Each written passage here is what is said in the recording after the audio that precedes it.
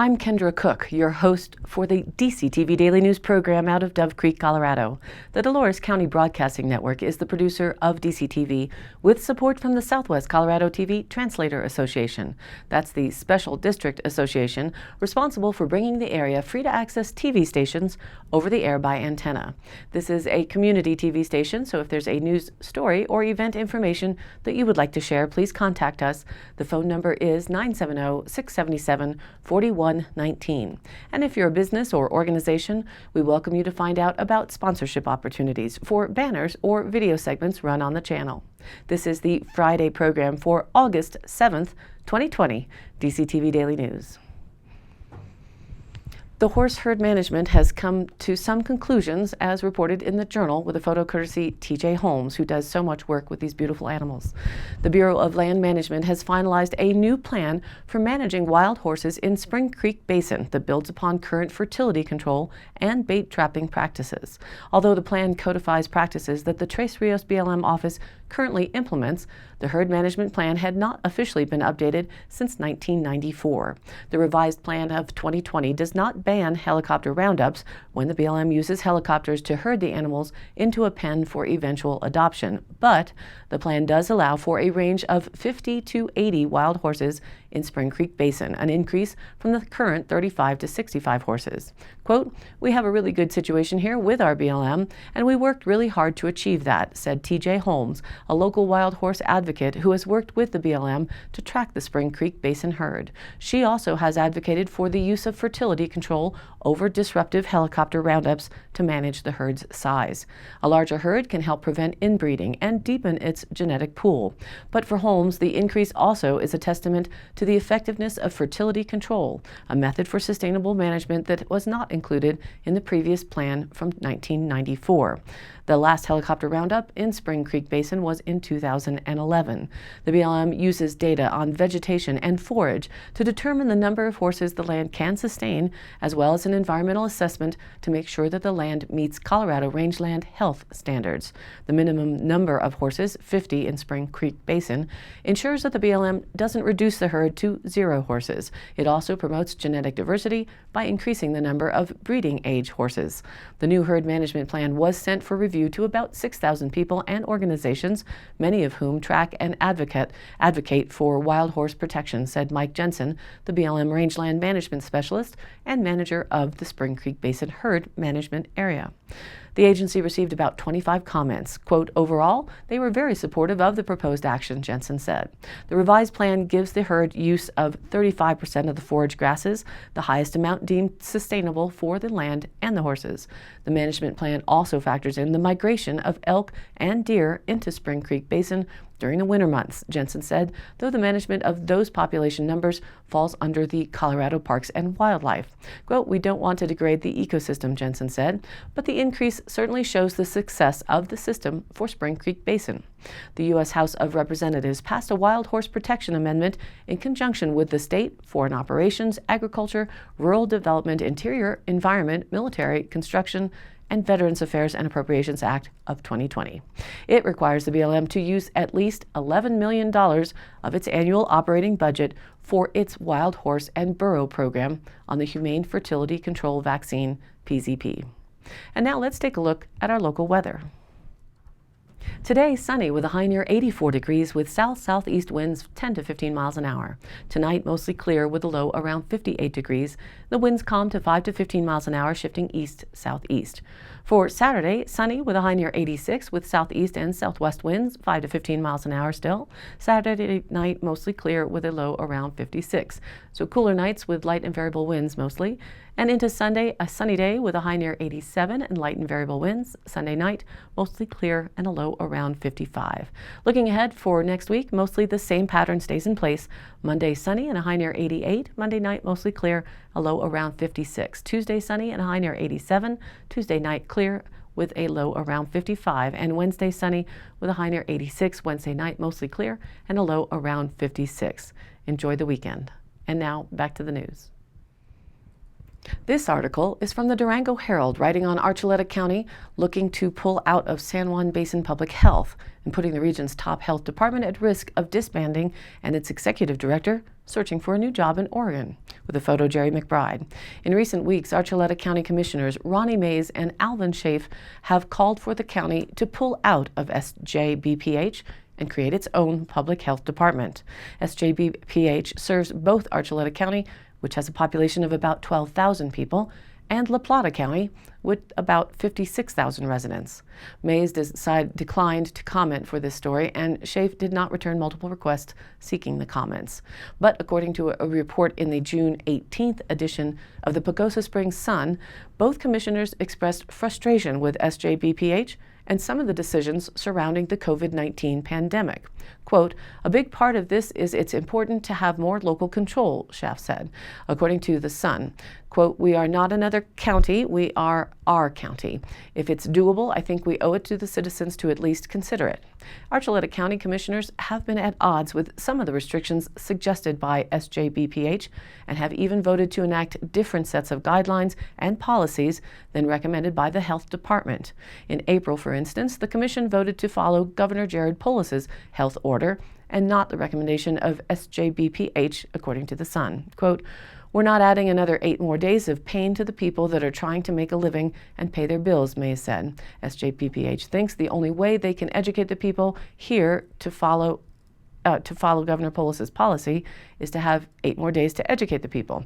But if you get on the governor's website, it's pretty clear. Archuleta County Commissioner Steve Waddle told the Durango Herald on Thursday that he does not support pulling out of SJBPH, especially during a public health crisis.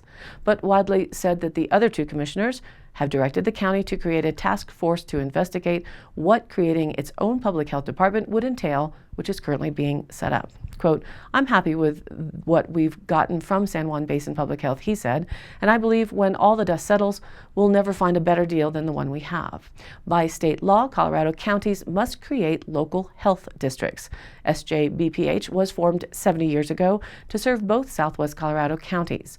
Archuleta County contributes about $130,000 a year, and La Plata County contributes about $545,000 a year to the department's $6.1 million budget.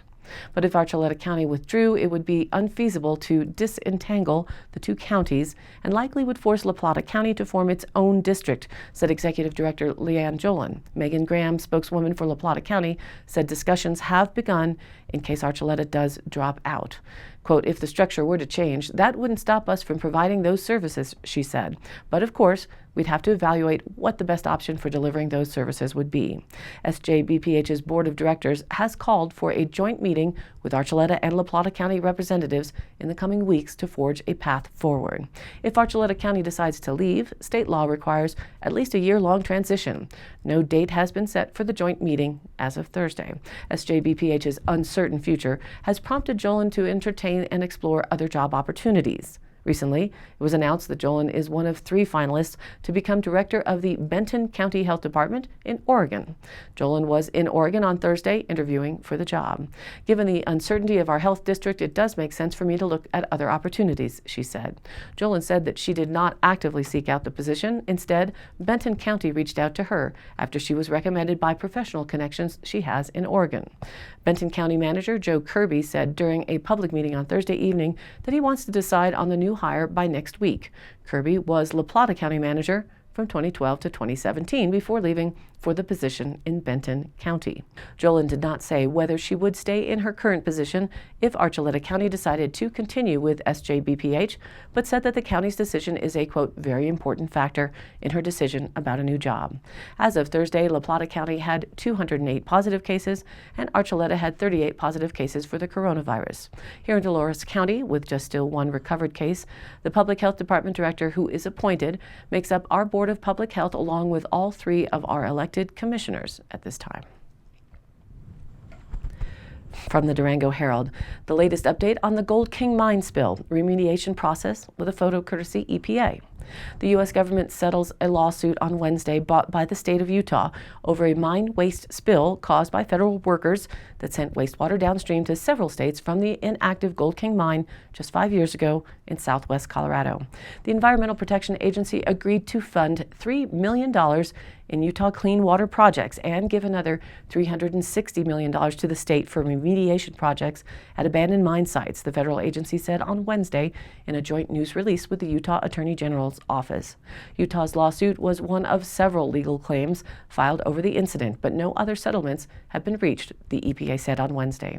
The Navajo Nation filed a claim for $162 million and the state of New Mexico for $130 million. EPA Administrator Andrew Wheeler called the agreement with Utah a, quote, win-win for both sides in a statement. It will bring environmental benefits to Utah, avoid protracted litigation, and hopefully serve as a lesson for the future to avoid repeating the mistakes of the past, Wheeler said.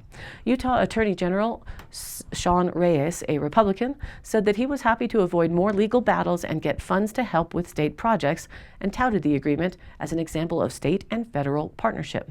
The spill released 3 million gallons of wastewater from the inactive Gold King mine to pollute rivers in Colorado, New Mexico, and Utah, including on the Navajo Nation lands. Some waterways turned an orange-yellow color, as seen here.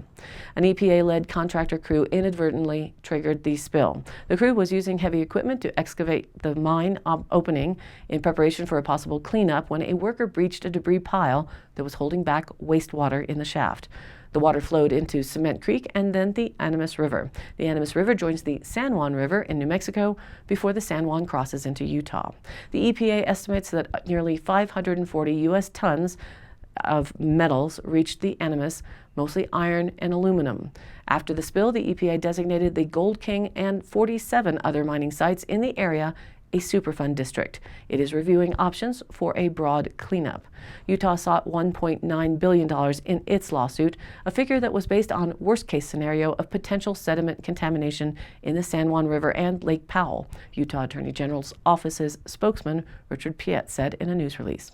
He said determining and proving the monetary damages would have been difficult because it would have been hard to pinpoint which sediment came from the Gold King mine and which was already there. This is an article from Natural News. Mike Adams, the creator that delves into the world of homeopathic remedies and alternative medicines that those who follow strict pharmaceutical medical paths are not in general open to hearing, nor do they give credence to his research. However, this might be an interesting report from the site online. You can go check it out yourself with links on naturalnews.com. This is in regard to our current COVID-19 coronavirus crisis and some of the potential solutions now that we've seen the Cloward and Piven classic crisis reaction solution strategy unfold in 2020. He writes, the percentage of Americans who plan to get the new COVID-19 vaccine continues to fall. Yahoo News and YouGov polled Americans in early May, and only 55% said they would get the new vaccines. The number shrank to 50% later that month and fell to 46% in early July. By the end of July, the number had fallen down to a mere 42%. In order to manipulate Americans to take upcoming rushed COVID-19 shots, the federal government got together with Yale researchers to conduct clinical trials to learn how best to manipulate the public. Check out the links online. Since the new COVID-19 vaccines are too big to fail, with billions of dollars of taxpayer funds invested into the vaccine companies, the government must make sure that everyone abides by the new vaccine science. The clinical trial tests out 10 different messages about vaccinating and how to best convince people to comply with upcoming vaccines. The participants in the study were recruited and randomly selected to one of 12 groups. One of the groups served as a control. These participants received messaging on a random topic. Another group served as a baseline and received a universal message about the benefits of vaccinating. The other 10 groups were additionally given messages that appealed to their emotions, their guilt, anger, embarrassment, and pride, to name a few. The behavioral researchers are currently studying the participants' willingness to get a COVID-19 vaccine at 3 months and at 6 months after it becomes available. The clinical study also investigates secondary outcome measures. After the messaging, the researchers measured the person's confidence level towards the vaccine, how willing they would be to persuade others to take the vaccine, how uncomfortable they would be around someone who did not vaccinate, while measuring their trustworthiness, selfishness, likableness, and competence towards others who do not get the vaccines. So first up, a personal freedom message. This tactic tried to convince participants that COVID-19 is limiting people's personal freedom, even though government and institutional leaders are the ones restricting freedoms and imposing arbitrary controls. By working together to get enough people vaccinated, society can preserve its personal freedom. That according to the message. Next up was economic freedom.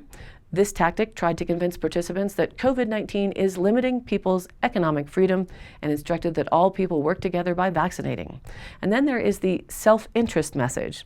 This message is about convincing people that COVID-19 presents a real danger to one's health, that their immune system is incapable, and there's nothing anyone can do to stop it, no matter if they are young and healthy. Getting the vaccine is the best thing you can do to keep yourself safe. A community interest message states that this message tried to manipulate participants into feeling false guilt for spreading COVID-19 infections they don't have, infections that would most definitely kill their loved ones and the elderly in the community. And of course, there's the economic benefit message. This message tried to convince people that the only way to boost the economy is to get vaccinated.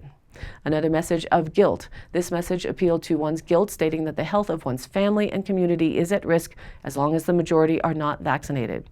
Without the vaccine, everyone spreads infections they do not have. The vaccine science will only work if everyone complies. And an anger message. This message teaches the participants to be angry at those who do not vaccinate because they are putting the health of the community at risk. Anyone who doesn't comply is an enemy, killing others. The trust in science message. This message is about putting blind trust in vaccine science and worshiping vaccine orthodoxy. Getting a COVID-19 vaccine is the only way to have immunity, and anyone who disagrees is ignoring the science. And the not brave message. This message uses peer pressure and a sense of pride to convince people to vaccinate. The message talks about how firefighters, doctors, and frontline medical workers are brave, and those who choose not to get vaccinated against COVID-19 are not brave. The manipulation tactics are right out in the open now. In fact, they are currently being used to control people's minds and personal freedom. The article asks, will you succumb to this psychological abuse? Being aware of all types of information available is getting to be a full-time job, working to discern which is true or how much true, and how does the information resonate with each individual. That will be our personal choices as we move through the second half of 2020. Again, if you want to check out the information from this article and more, go to the links for the Yale study there through the site naturalnews.com. And for these links and other references and articles of interest, go to our Facebook page, which is DCTV Daily News, where you can also watch our program replay along with the news links and stories of local interest. And you too can share other events or news there and join in on the conversation. This is your local community TV station, so if you have something that you would like to share, contact me. It's dcbnnews@gmail.com or call 970-677-4119 at the station and leave us a message. Thank you for tuning in to DCTV Daily News. Programs are broadcast on Monday through Friday with replays online on our YouTube channel or our DCTV Daily News page on Facebook. And if you like the program, please do like and follow us on Facebook and share it with your friends and family.